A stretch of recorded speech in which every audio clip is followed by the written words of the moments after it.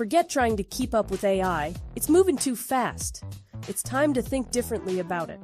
Welcome to the AI Readiness Project, hosted by Kyle Shannon and Ann Murphy. They're here to help you build the mindset to thrive in an AI-driven world and prepare for what's next.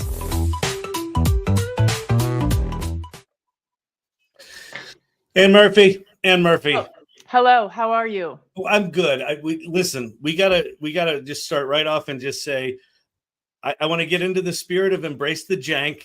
We've had a janky start. We've had a janky start. Yeah. Yep. I logged out weird. I couldn't log back in weird. We got settings messed up. So everyone's trying to make it happen, and just janky software. This is the world we live in. This is the world we live in. And this is why we always say you have to be curious and you have to be willing to be vulnerable. And you have to accept that this is the worst that it will ever be. And sometimes that is the whole genre, we feel like it should just work.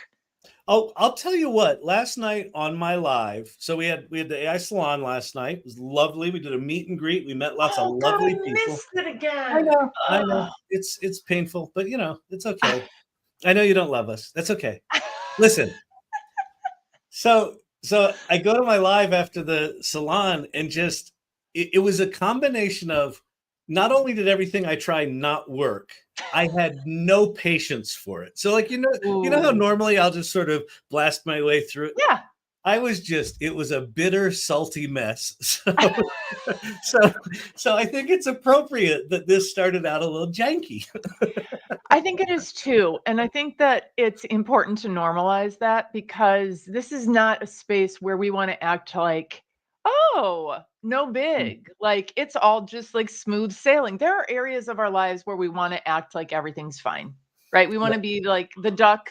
We want to be the part above water while the other, while the feet are flapping around, nobody sees it. But in this case, it's better, I think, to just be honest that sometimes this stuff just doesn't work the way you want it to. And there are going to be days where you're hangry, you're underslept, you haven't exercised, and you just want things to work. Yep. And you're live. That's the best, it's hilarious. You're live in front of the world, and it's a little stressful. Exactly. Well, so that's where we are in the moment, but let's dig into how ready for AI are we this week? It sounds like you've had some interesting meetings this week. Yeah. I'm in the middle of what we're going to talk about here today, this sort of new reframing of how to think about prompting and thinking about AI. So I'm kind of swimming and stuff, but you gave some presentations. I'm curious, where are you this week with your AI readiness? Where I am this week is I'm having sort of an attack of mama bear, and just really being worried about my friends, my colleagues, people in my industry who aren't yet getting off the sidelines to the level that would satisfy me. Yeah, well, which would be everyone jumps in and joins. Which would be everyone jumps in. But it feels like what I'm not hearing is ongoing objections. When we talk about the ethics of AI, we've been able to clear those, right? To some extent. There's a lot of stuff. A lot of, the parade of horribles is real. There are a lot of bad things, but we clear those and we start talking about actually implementing AI as individual contributors, let alone enterprise adoption. And, I have nice conversations, I do these presentations, I do these small trainings, and we're in conversation. Things are going well. If I didn't know better, I would think I'd converted everybody in the room, right? It's like, oh yeah, da-da-da. But, I put QR codes on all of my things, and I invite people to download stuff and to connect with me on LinkedIn and to use my DMs as their personal AI help desk. And when I go and I look at the clicks and the downloads, like not very many people are taking me up on it. It may be that they just want to tinker on their own and they don't want my 105 words that AI has ruined, so that you can upload those and not sound like a ninny, right? I don't know, but it worries me because how are they learning if they're not in a community and they're not willing to spend time and they're not like willing to download a resource? Like, I just have been in this mama bear mode of I'm just worried about my friends who are going to lose their jobs or whose Yeah. jobs become so unrecognizable and they won't like those jobs. Yeah. So I'm just worried on their I behalf. mean, what pops to mind for me, so I've been thinking a lot about this as well. And the only thing that pops to mind for me, like one of the things I'm experiencing with Storyvine is that people are overwhelmed with their jobs. And if AI, getting a little echo, if AI lands as, oh, this is another thing I have to learn to do my job, then it's another thing on top of a job, as opposed to where a lot of us started with this stuff was just start playing with it. Play first, right? So that the thing we talk about in the salon, play first, start with that. Like maybe there's something there where they're seeing it as, oh, this is something I have to do, and something I have to do overwhelms me, and I'm just like, I'll get laid off. That would be better than me having to deal with anything right now. Like, you know what I mean? Like, I don't know. We're the worst at predicting what future self needs. Right? Yeah. We're horrible at it. This is like a thing. We're horrible at knowing what future self needs, probably including a job. Yeah. And most of us need jobs. Not everybody. I understand. Some people work for fun. But most of the people I know in my field are working for money. And I wonder if I were in their shoes, it would just take half a day. You know, maybe if their bosses or their You know workers. that. You know that. I know that. They You don't know that. How do I make it clear enough though? I don't know. Well, you know what? So maybe as I walk through Feed Your Prompt today. Yes. So one thing. Oh crap! I'm late. Vicky's late. Let's just call it out. To be clear, Vicky's late. It's okay, Vicky. We started janky. We started late because I logged out of something to try to fix something, and then I tried to log back in. So it's okay. We'll forgive you. Working for fun in the 1970s. That's great. And then Rick McCauley's this is I think a lot of what's going on. So the fact that someone could get up to speed in 4 hours, in half a day, if someone's in cognitive overload, then that's not going to feel like a reality to them. Yeah. So I don't know. It's not going to feel real. The other thing is, how do we... ChatGPT's been out for 2.5 years now.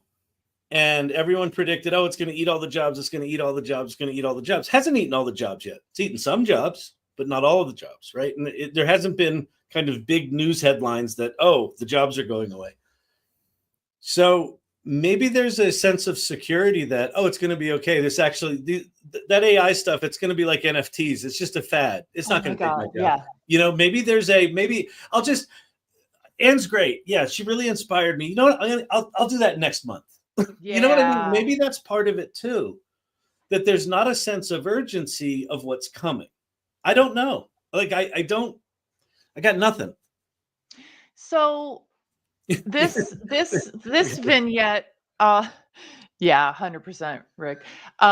I will share this vignette with so much compassion for the person who shared it with me. It was shared in a public setting, so hopefully that's okay. Their institution has just signed a contract with OpenAI. They're one of those. Mm-hmm. And this person has never logged into ChatGPT. And they just signed a deal with OpenAI. OpenAI. That's the reality of it. And I know that they are in the cognitive overload reality.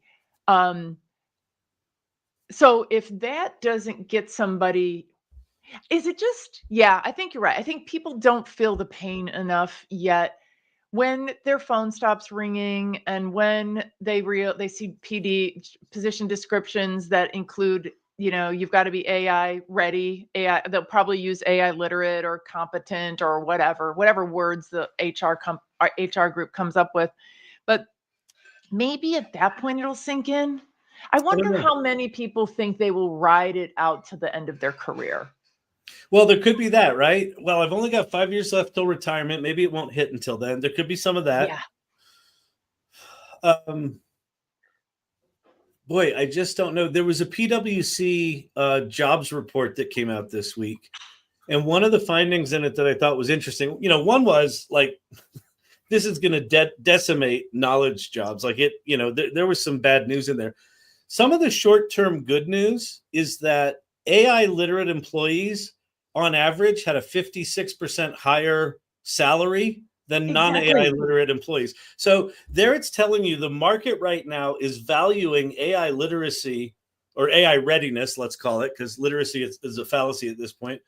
They're valuing someone being AI forward as a 50% more valuable employee than not.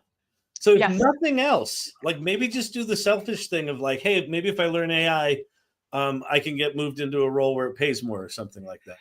Maybe that. I mean, people do, want raises and need raises. So there's that. There are also the people who are kind of like root bound in their careers. There isn't the next level job. They could add AI to their repertoire and become that person and make more money and have more responsibility.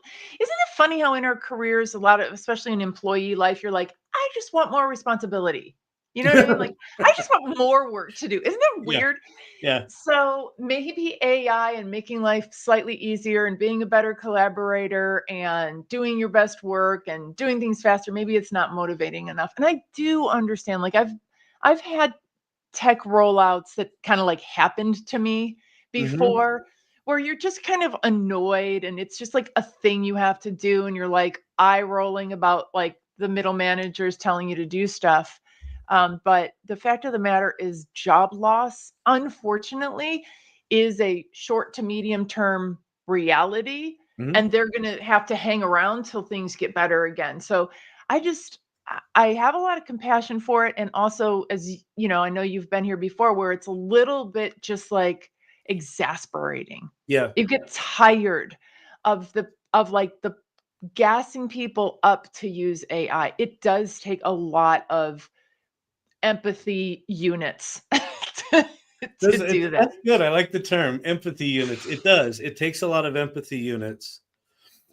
And it's almost worse than just like, I'm not ready for it. It's almost like there's an active resistance to learning it, right? And that starts to become, right, Upskill USA. Yeah, exactly. Upskill USA. The other thing is, okay, and this is just like, I am sharing this total vulnerable moment that I'll be in sessions and I feel like I'm crushing it. Like I'm telling people all the things. I've got my slide deck that I've used for training 4,000 people. Everything is beautiful.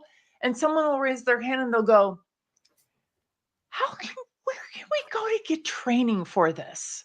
And I'm like, I literally can't even say without sounding so condescending, like, who TF do you think I am? Like, I have 140 women who would train you in a second. You see that?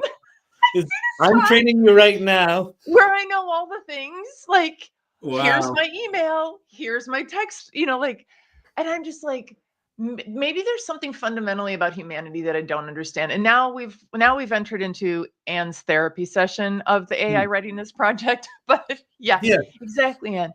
Risk reward in the decision-making process. Pain of change isn't big enough yet. Yes, Rachel, absolutely. Yeah. And that's the thing. I think that's where your mama bear comment about being heartbroken that, listen, I don't want you to have to get laid off to get that this is a big deal, right?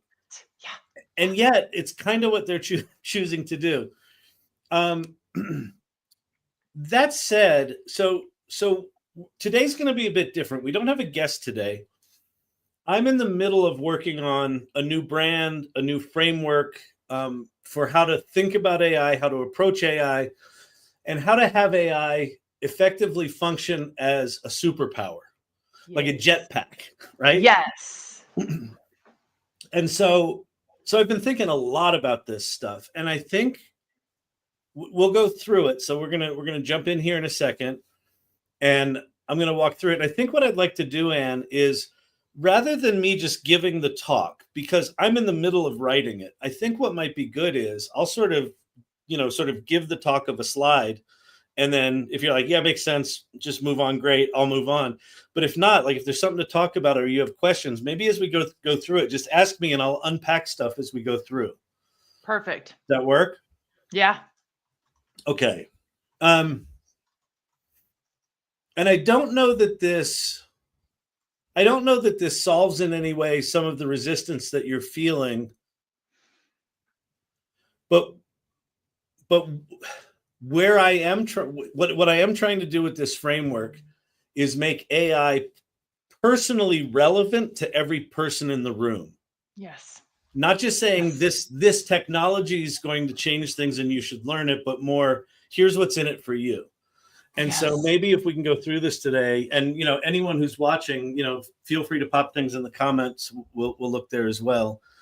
I'd love to just get some feedback on, is it working? Yeah. One of the things I really like about Feed Your Prompt, and what I've heard you talk about so far, and what I heard today from someone, was the people who are quote unquote good at AI are the ones who figure out how to put context in. And that is exactly what you're talking about, right? Mm-hmm. How do you put your own special you-ness into AI, and as a result get much? I think what you're going to be talking about is, how to amplify your own very own self. Mm-hmm. Yeah. Yeah.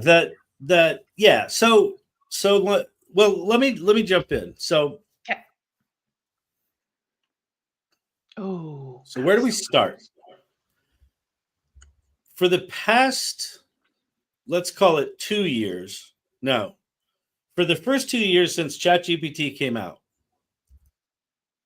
I was asking this question. How do I get the most out of AI? And what that looks like is, well, I learn the tools and I learn prompt engineering and I learn this and I keep up with the tools and then I'm going to get the most out of AI, and then I'll get the most out of AI, and that's going to be good. I don't think that's the right question. What's hit me, what happens, you and I experience in our communities on a regular basis, people whose lives are fundamentally transformed because of how they've engaged with AI. Mm-hmm.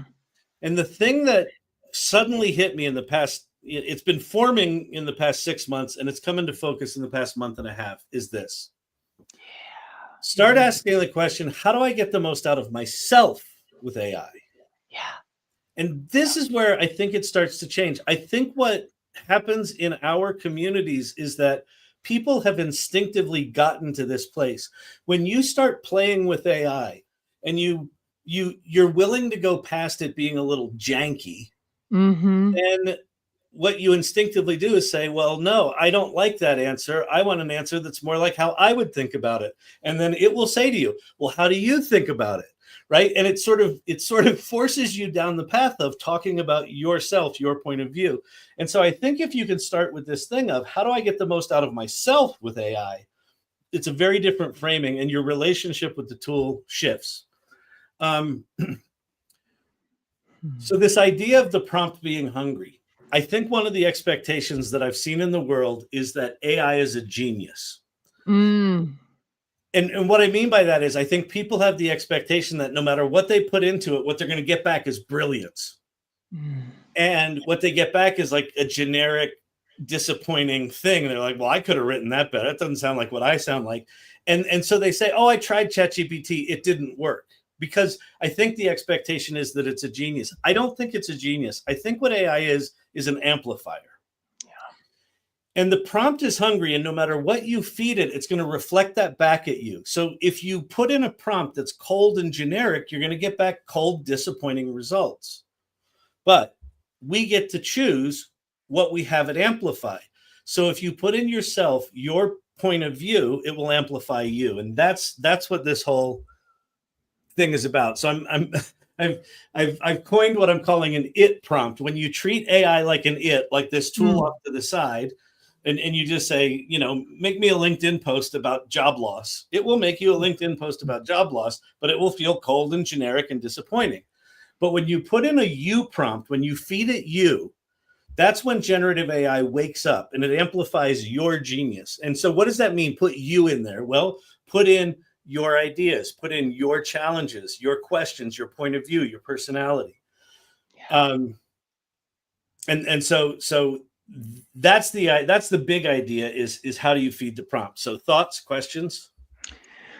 Well, I was just thinking back to how I became integrated with AI, and it was because my brain wasn't working very well at all because I had long COVID. Oh, wow. That's right. I remember you telling me that. Right. And the only way for me to be able to do jack squat, to launch a whole company and like figure out my life as an entrepreneur and blah, blah, blah, was for me to use AI like a second brain. And so instinctively I was like, and also, and here's something you need to know, because I literally couldn't do it myself. Yeah. And I wonder if we like removed our egos from it. Because I was kind of decimated. You know what I mean? Like I wasn't. You weren't in a place where your ego was in the fight. My ego wasn't. Yeah, right. You were clinically. Your ego was clinically removed, right?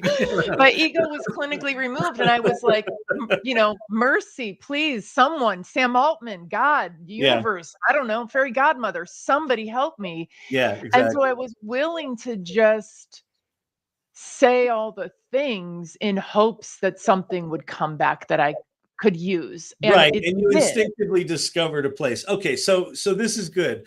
So let me put two example prompts here. So an example of an it prompt would be something like write a blog post for designers, right? It will write a blog post for designers. But now imagine the result you're going to get back from ChatGPT if you put in this prompt.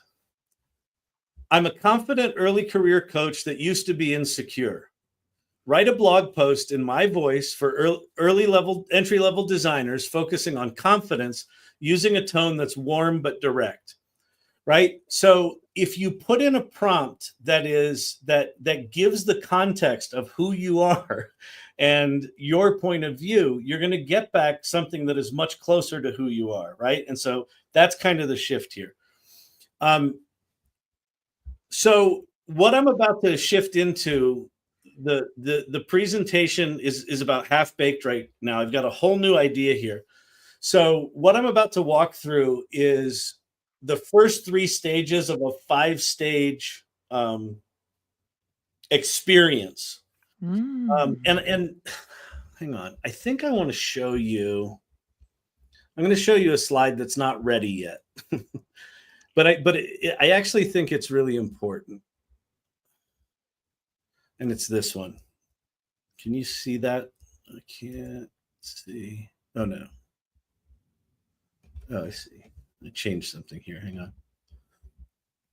Reg GFX left a comment. AI hallucinations, prompts without a process. Exactly. If you want to live in confabulation, land, use crummy prompts. Don't tell it anything. If you don't want to have confabulations, then write a good prompt, give it context, and then also, if you're the human in the loop or the expert in the loop, you're going to know. You're going to see those. So many people think that they shouldn't use AI because of hallucinations. Honestly, have you ever talked with a human being? They just flat out lie. Exactly. So I'll talk about this. But I wanted to. So this slide isn't really baked yet. But but I'm about to go into a 5-step process for how to be really intentional with AI. Okay. What hits me though is, okay, as human beings, there's some interactions we have where you're like in the grocery store and you just meet a stranger and you're like, oh, hey, how's it going? Oh, I'm doing really good. Right. It's a very low level kind of crappy interaction. Right. You can absolutely have low level crappy interactions with AI. Sometimes you just want to log into 𝗘𝗃𝗀𝗃 and go, oh, make me a haiku about whatever. I don't care. Right. That's sort of like eating Skittles. They're not nutritious. They're tasty, but they're hollow. Then there's other times where you're like, I want to log in with AI and maybe do something. And that's kind of more of an appetizer. You're sort of a deeper level of engagement. And then, you sort of get to the meal and that's like, okay, I want to actually get something done here. And what I'm about to talk about goes sort of a step beyond this, which is more like a feast where you're gonna log in and you really want to get something done and you really want to have it be there. And so that's what I'm about to walk through, this 5-step process. But I think we sometimes conflate. You've got this incredibly powerful tool that can solve PhD level problems. Sometimes you just want Skittles. You don't need to solve PhD level problems, and that's okay. So what I'm about to talk about is when you're sort of at a deeper level of engagement. So that's this slide is kind of turned off for the deck, but okay. So step 1, I'm calling set the table. And this is the thing that was inspired by C.J. Fletcher, which is sit down at your prompt. The first thing you do, right? If we're gonna take this food metaphor all the way down, first thing you're gonna do is you're gonna set the table. So you're gonna think about, okay, what do I want the experience to be like tonight? Who's gonna be at this table? What do I want them to eat? What kind of experience do I want them to have? So if you sit down at your prompt, before you start typing and dive in, ask yourself, well, what do I want out of this, right? What do I want to generate? Who's it for? What are my goals, right? So step 1 is actually to know what you want. One of the biggest disappointments with AI is people sit down and maybe in their head they know what they want. They type in a prompt and it gives them something that's not even close and they give up. Yeah. Because they haven't really thought about what is it that they want in this session. So that's kind of step 1. Make sense? Yes. Okay. Step 2 is like the ingredients. The ingredients for the for the prompt, right? And you might have, and the metaphors here are kind of wrong, but your ingredients are like, okay, I want this to be a marketing plan and I want it to be for this kind of audience and that kind of thing. You can start with really simple prompts or you can get more sophisticated. And we'll talk about that. But kind of step 2 is once you understand what you're trying to accomplish, then you can say, okay, my core ingredient here is chicken, right? And then I've got these other ingredients I'm going to put in that make it special. And I've got these spices, and those other ingredients might be things like who's the audience? What are the goals? What's the output type? Things like that. And so the step 2 is to actually craft the prompt, to think about the prompt. Make sense? Yep. And then stage 3 is not to expect the result of that prompt to be done. that what you actually are entering into is a collaboration. So if we take the restaurant metaphor, it would probably be Gordon Ramsay instead of Rick Rubin. When you enter into a collaborative relationship like this, you're the chef. And we've all seen The Bear, right? The restaurant show, The Bear, right? Or we've seen Gordon Ramsay. What does everyone in the kitchen always say? Yes, chef. Yes, chef. What the chef is doing. So you're the chef, and AI is your sous chef. And so you've thought about what you've wanted. You've put in a prompt, and now it's generated something. And then now you interact with it. You interact with it like a collaborator, like a producer, like you're the boss, you're the chef. No, that's not quite what I wanted. Yes, chef. Oh, you burned the onions. That's awful. Yes, chef, right? So you get to now tell AI what it's done good, what it's done bad. And you don't have to settle for what it gave you. You enter into this collaboration. And there's another piece of this that is sometimes if the sous chef burned the onions, right? They were just supposed to caramelize them, but they burned them and they got crispy. And then Gordon Ramsay picks it up and he's like, what is this crap? You burned the onions. And then he bites them and it's kind of tasty. And it's like nothing he's ever tasted before. He's like, wait a minute, this is maybe not bad. Burn the onions on purpose and let's try to build that in. So one of the joys that happens with AI is it gives you something and you get a happy accident. And as the chef, as the producer, as the Rick Rubin, you can go, oh, that's a happy accident. Let's run down that rabbit hole and see how it goes. So now you're in the sort of preparing the meal. Yeah. Right. Yep. And then when you get it to where you want the steps 4 and 5 that I don't have slides for, step 4 is, okay, now that you've got what you want, you refine it and plate it, right? Which is maybe I take the images that were created and I go into Photoshop and make them better, or maybe I put all these ideas into a PowerPoint. I'm going to go present, whatever was created to the world. I'm going to put it in the actual email that I'm going to send out. And then step 5 is talk about what you learned, right? The learn out loud piece. Yeah. Say, hey, I just had this really remarkable interaction with ChatGPT and, we're off to the races and it did really good at this. It did really bad at that.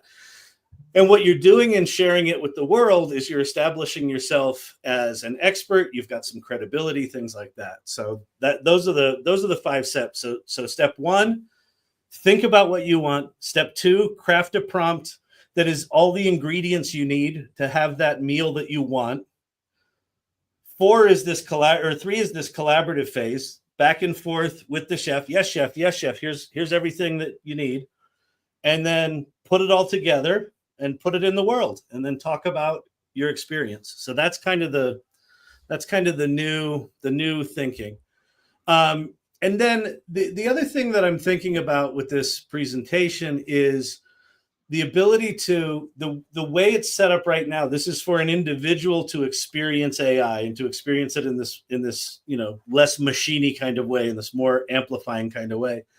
You can also do that for a team. So rather than saying, here's what I want, you could say, here's what my team needs. Here's what my company needs, right? So you can take that same personal point of view and put it in a we format. And now all of a sudden, you're getting that same personal benefit and the same control that you get when you're doing it individually, but you can now do that for your team or your company. Yeah. And that's like building the recipe that's going to stand the test of time, but that like each person may add their own little flair to it. Well, and there might be multiple people working, right? If you're doing a little dinner for 2, that's very different than I'm doing a dinner for 1,000, right? Like it's going to be a completely different, more complicated mechanism, but you can still take the same very personal point of view approach. And then this is basically it. When you feed your prompt with purpose, personality, and potential, when you feed it you, it will change, amplify your genius. Yep. So everything about this, I think, makes so much sense. And I love that it's a metaphor that everybody can understand. And it's such an important distinction between treating it like a genius and treating it like a collaborator, something that is hungry for background context. They want to do a good job, right? Like the super smart intern metaphor, like they're going to run through a wall for you, but you can't, like they could do so much damage if you don't tell them what to do. I feel like there's maybe another part of the metaphor, which is like if, let's say you're like, yeah, I'm going to go try some different kinds of food. And you go to Baja Fresh to do that. Like you're going to get something yummy. There's no question. We all probably have our favorite things at different fast casual restaurants. But let's say somebody gives you a gift certificate that expires at the end of the month for like the French Laundry or 𝗘𝗃𝗃𝗃 Cafe or like, whatever, some fancy multi-course, over the top, just delicious place. Everything is ridiculously expensive. You would never go there. Right. But you knew that you had to spend the money. You had to spend the gift certificate. So you're like, well, I'll just order the left side of the menu, right? Yeah. It's like that because we've talked about before, like I feel that one of the limitations with people feeding their prompt is that they've never been asked for their input, for their context, for their perspective, point of view, personality. Like they've come up in a setting where their context was not important to anybody, wasn't part of the plan. And so if you think about, there's some kind of like a mental shift, mindset shift toward, you can have the multi-course meal. You can have the most delicious dessert if you want it, but you have to ask for it. And here's how you ask for it. Yeah. And you deserve it. You deserve to have this delicious thing. So tell us all the things so you can get it. Well, I wonder if this is the thing where this is part of the code I haven't cracked yet. And Kelly Camp talks about this a lot. You and I have talked about this a lot. I think that it is impossible to describe to someone what the feeling is like when you have that Kevin McAllister moment with AI. When you have that moment where you're like, it can do that. It's impossible to describe that to someone in a way that they will experience that revelation, right? And so your point about, listen, someone could experience, someone could transform themselves in 4 hours. They could learn enough about ChatGPT to totally transform themselves. In that 4 hours, they would likely experience some Kevin McAllister moment, this aha moment, right? What I don't quite know is how to make it, sort of instantly apparent that it can change someone's life.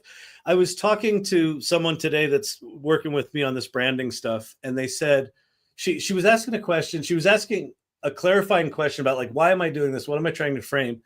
And she was starting to get it, and she goes, I've got a friend, and she's going through a phase right now with her son where he won't eat anything round. Oh my God, poor honeys. Which I thought, oh my God, that's perfect, right? Because that is exactly the kind of thing where you could go into ChatGPT and you could say, I'm a mom. This has been going on for 6 months. I'm at my wit's end. My son won't eat anything round. Here are the things that are out of bounds. Here are the things that are in bounds. Like, give me a strategy and give me a shopping list for the week, right? Like, that is totally something ChatGPT could instantly get. So like I'm either thinking that what needs to be a part of this presentation is examples like that, or just do some danger living and bring someone up on stage, and maybe bring someone up on stage who is a skeptic. And just learn something about them and learn someplace that they're stuck. Right? Yeah, exactly. And how do you do that? How do you, because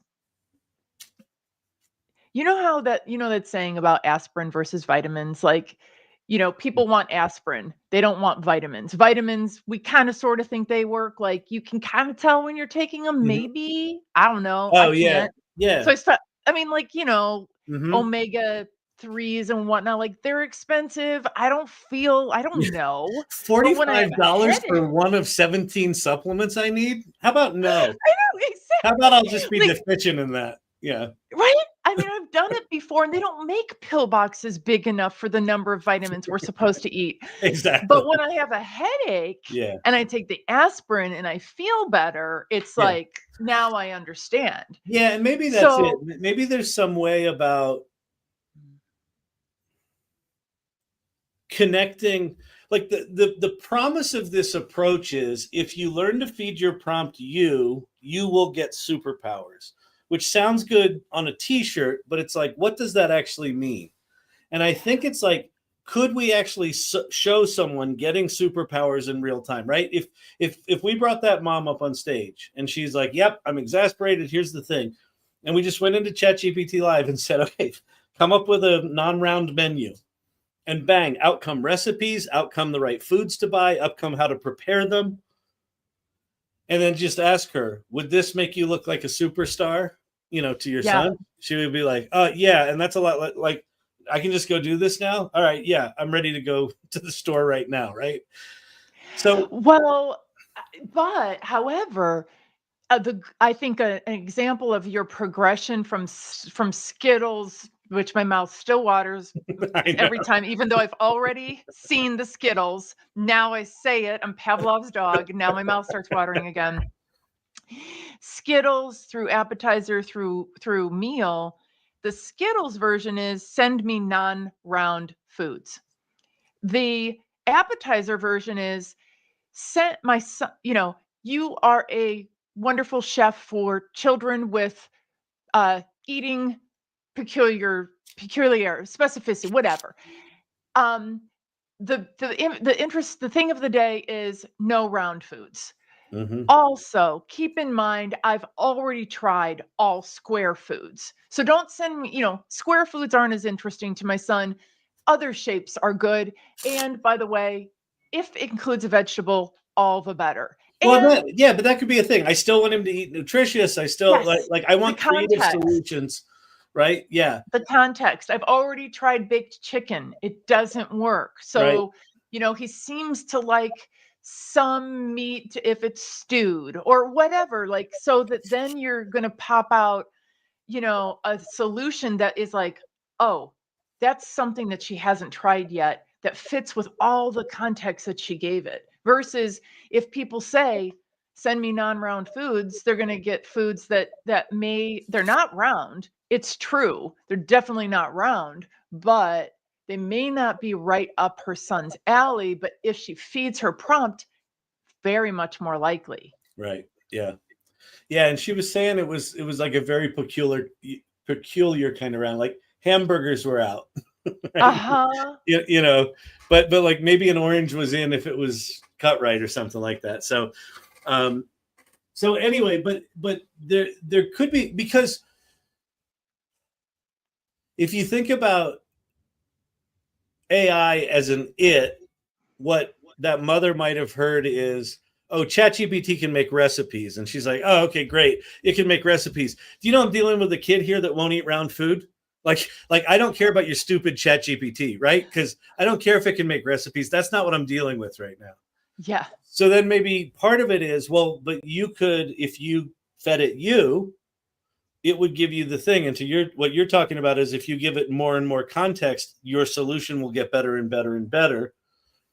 So I think there's something about, either is there an example or two that are so crystal clear that it makes it apparent for someone, how to put their context, whatever they're trying to accomplish, into this thing, or just design into the presentation. We're going to do it live. We'll do it live. So one of the things that I notice when I do, like, hey, tell me what's on your to-do list. What's a big project? What's a deliverable that you're working on?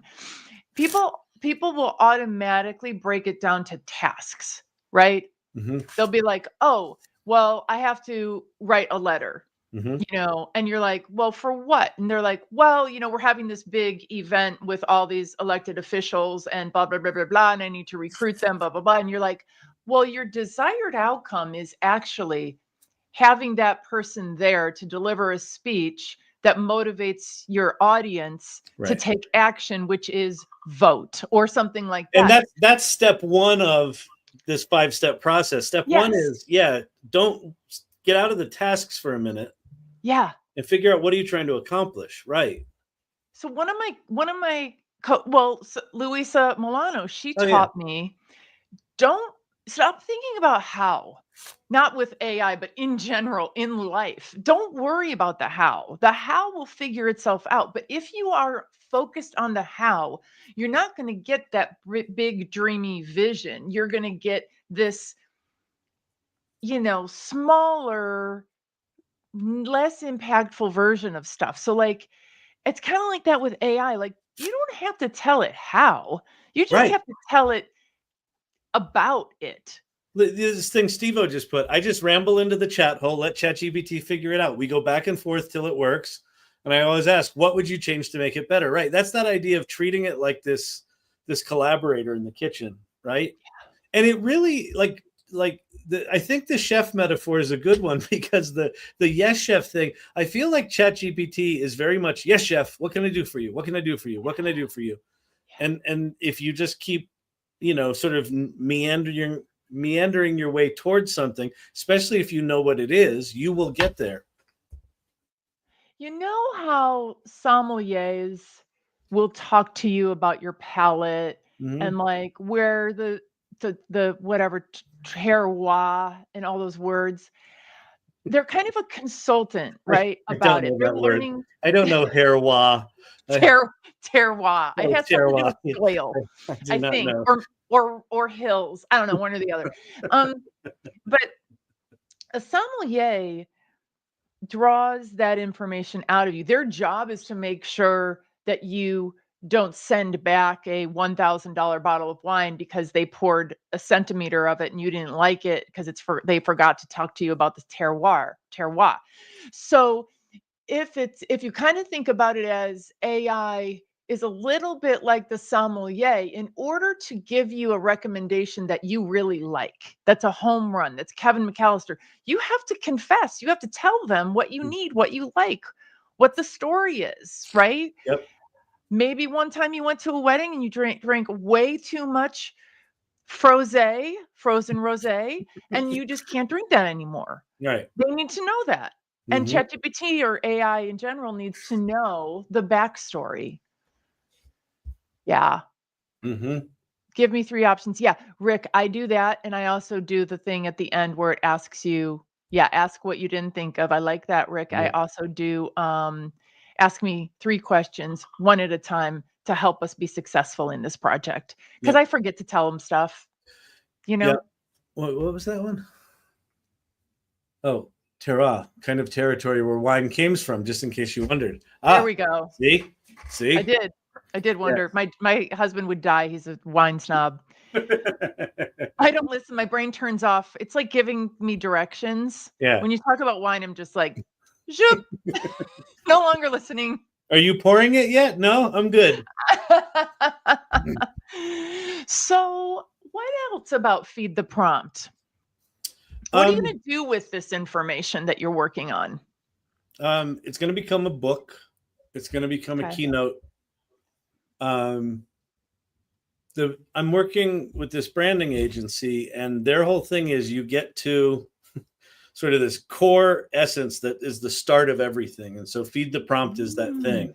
And then everything else flows out from that. Ooh. And so it is a very non-ADD kind of approach. Yeah. Because my approach would be, all right, I'm excited about Feed the Prompt this week, but next week it's going to be ski over your tips. And then the next week it's going to be boat in rough seas. The box metaphor. The box metaphor, right? Like it's always some new thing. And so this is a new approach for me to like take a single thing, really refine the crap out of it, and then have everything flow out of that. Yeah, that's what we're supposed to do. Yeah. And what I'm excited about is it very much starts with the individual, but it scales out to the team. Yeah. And then this can be, deep training all sorts of stuff can come out of this. So nice. But again, I like it. I think the thing of, and this goes back to the very beginning of the conversation where you started with your colleagues that are kind of not stepping up to this, is how do we get people from seeing AI as a thing that they have to deal with, as opposed to a thing that they're lucky enough to get to use, right? Like if you know that this tool is going to amplify who you are, and it's going to make all of your ideas bigger and better, and you're going to be able to start a business, you're going to be able to keep that job, you're going to be able to do all the stuff you wanted to do. Like, how do we get people in touch with that and not feel like it's this non-human? It's not a human thing, but it's an amplifier. It's an amplifier of you. but only if you treat it that way. I don't know. I don't have the answer yet. Okay, well, here's one thing. It is a bit of an antidote to perfectionism in that it's going to allow you to do the very best work of your life. So if you're like, or maybe you're an external validation person, right? So let's say you're wanting a client, you're wanting your boss, you're wanting somebody to be like, wow, that Mhm. person produces amazing work product. This is how you're going to do it.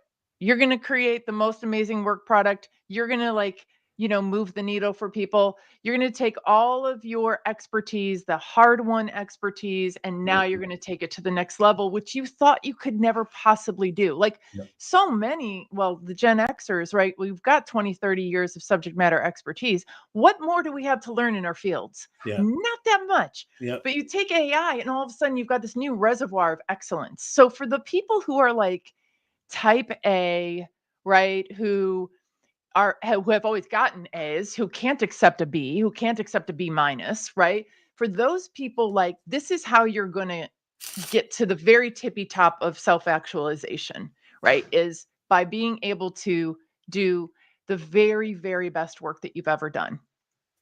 Also, if you like money, But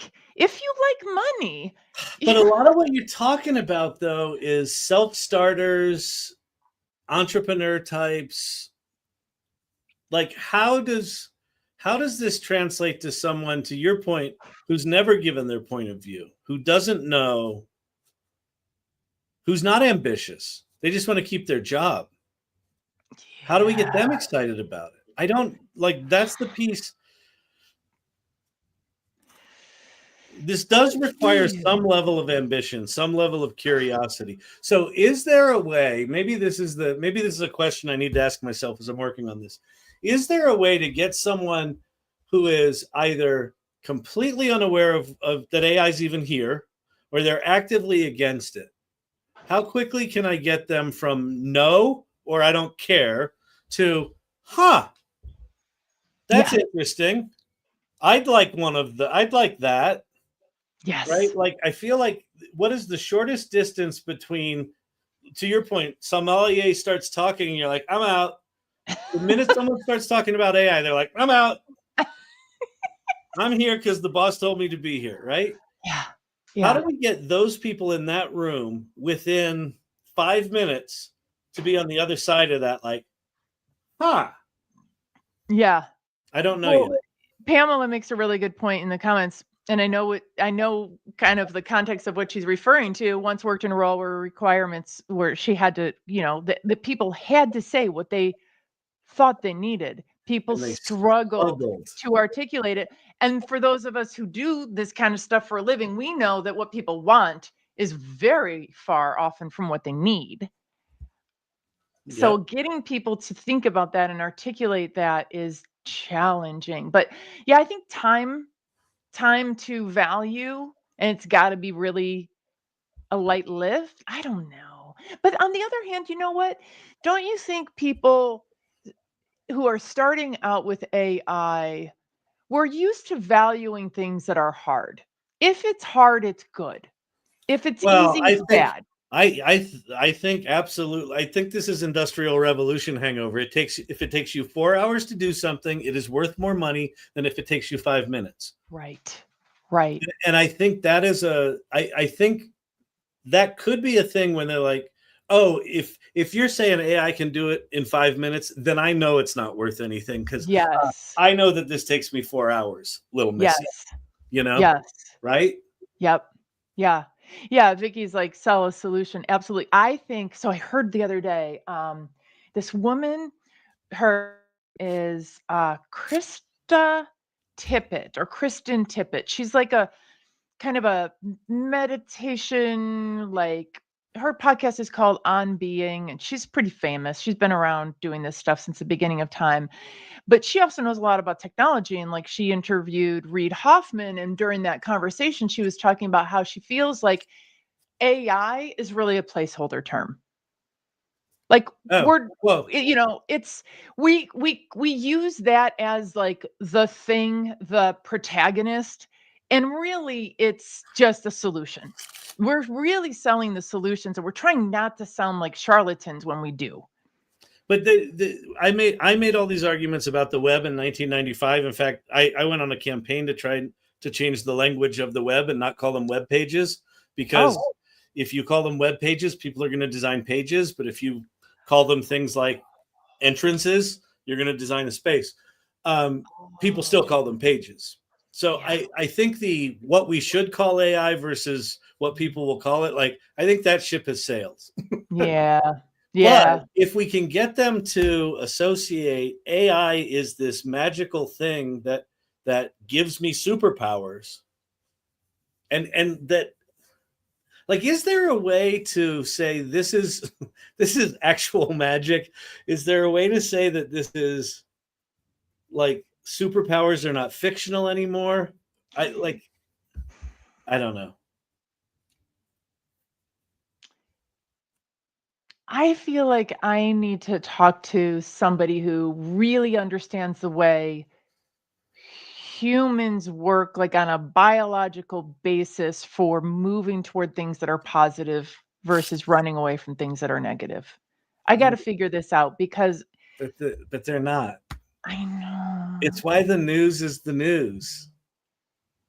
I know. It's why the news stories are, see, I told you AI is going to kill you. Here are 3 examples where people were using it for, therapy, and it went bad. Yeah. Why was it that story instead of the 10,000 stories where it went good? Because no one will read the 10,000. No one will read the other story. Yeah, exactly. So, maybe it has to do with empathy and being willing to kind of hold people by the hand and bring them along and sit with them, have an experience together, being hands-on, goes back to community. Mm-hmm. It goes back to community. You can't do this stuff by yourself. You have to be able to rap with other people about it. You don't have enough hours in the day to figure everything out yourself. Mm-hmm. Speaking of communities, do you want to spend our last 120 seconds talking about our communities? Go, yes, go. Okay. So she leads Come on, AI. pick it up, lady. We only have 2 minutes. The mission of She Leads AI is to unite accomplished women to advance AI for global prosperity. So that is some pretty good stuff. And we do it in a number of ways, including our membership community, which I've got women, Rachel and Pamela are here in the chat. Every other woman in AI is warmly welcome to join us. And we do peer-led education, which is where the good stuff is happening. Yep. That's where all of the juice is at. It is not on LinkedIn. It isn't. Absolutely. Oh, by the way, I talked to Josh Houston today, and he said that they're pretty convinced that the people who are being successful with agentic AI are puppy guarding it from everybody else, and that's why you don't hear the success stories. Oh, interesting. That doesn't surprise me at all. So those are the kind of things you learn when you're in community, when you're talking to your friends who are AI nerds as well. So She Leads AI, you should come and join us, people, women. Similarly, AI Salon, that's the address to our Mighty Networks community. So go join there. We just added the mastermind area, which is if you want to level up and be in a tighter, more focused community. That's starting to grow. It's really exciting what we're doing in there. So come join us. And with that, as always, Ann, this was a super pleasure. This was a super pleasure. Thank you for your feedback. This was a bit of watching the sausage be made in terms of messaging, but let's just where I am right now with it. But I'm super excited about it because there's something about making it accessible and getting people in touch with, they can improve themselves dramatically using this thing, that if I can crack the code of how to get them on the other side of it, maybe we can, I don't know, dissolve some of this malaise of wanting to try it. Change the world. Nothing short of it. You know. All right, fine. Fine, I'll change the world. Fine. Thank you, everybody in the comments, for hanging out with us today. There's so many good tips in here. I don't know if you can grab these, Kyle, from YouTube, but like these are good for the Feed Your Prompt initiative. Beautiful. All right, everybody. Thank you so much. Thank you so much. Hanging Have out a with beautiful us. evening. And Take we it will easy. see you next time. Bye.